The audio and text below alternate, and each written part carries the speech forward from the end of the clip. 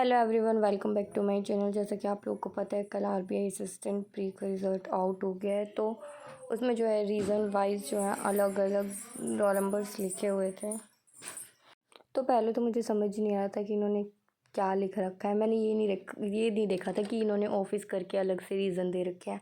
मैं सिर्फ roll number check करी थी, स्टार्टिंग में चेक किए तो जिस लाइन से मेरी स्टार्ट हो रही थी वो लाइन, तो मुझे पूरी लाइन ही नहीं दिखी। मैं तो ऐसे कन्फ्यूज़न में आ गई कि भाई ऐसा कैसे हो सकता है, ऐसा एक भी बच्चा नहीं है।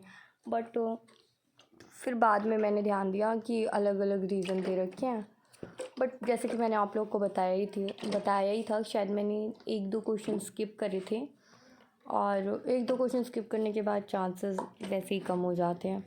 और इंग्लिश में भी कुछ ऐसा था कि भाई कुछ रॉन्ग बताने थे, करेक्ट कुछ इनकरेक्ट बताने थे, और सारे करेक्ट बता के आए थे या सारे इनकरेक्ट बताए थे। मैंने एनालिसिस वीडियो में आपको प्रॉपर बताया था, अभी याद नहीं कितना क्या कुछ था, लेकिन चांसेस जो है कम ही थे। मैंने तभी आप लोगों को बता दिया था कि चांसेस बहुत लो हैं। और मैं तैयारी भी उसी हिसाब से कर रही थी। मैं सारा मेंस नहीं पढ़ रही थी, मैं मेंस के लिए सिर्फ रीजनिंग कर रही थी और सीए कर रही थी डेली वाला, और वीकली मंथली, मतलब कोशिश करी थी वीकली मंथली करने की। बट वीकली मंथली अभी हो नहीं पा रहा था, बट अभी और कोशिश करूँगी।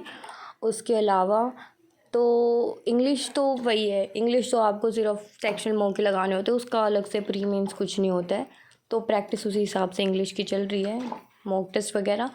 और बच गया क्वांट्स थोड़ा सा मेरा एवरेज था, तो मैं उसको थोड़ा सा स्ट्रॉन्ग करने के लिए अपने बेसिक्स पे भी काम कर रही थी। तो इसीलिए मुझे पता ही था कि मेरा मेंस नहीं होने वाला है। तो मेरा मेंस तो नहीं हुआ है, आरबीआई मेंस के लिए मैं नहीं जा रही हूँ, मतलब मेरा प्री नहीं हुआ है।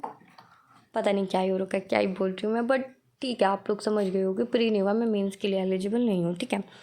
तो उसी हिसाब से अब हमें अपनी आगे तैयारी करनी है। और जिन जिन का गाइज हो गया उन लोगों को कॉन्ग्रेचुलेशंस। आप लोग अच्छे से अपनी मेंस की तैयारी करना।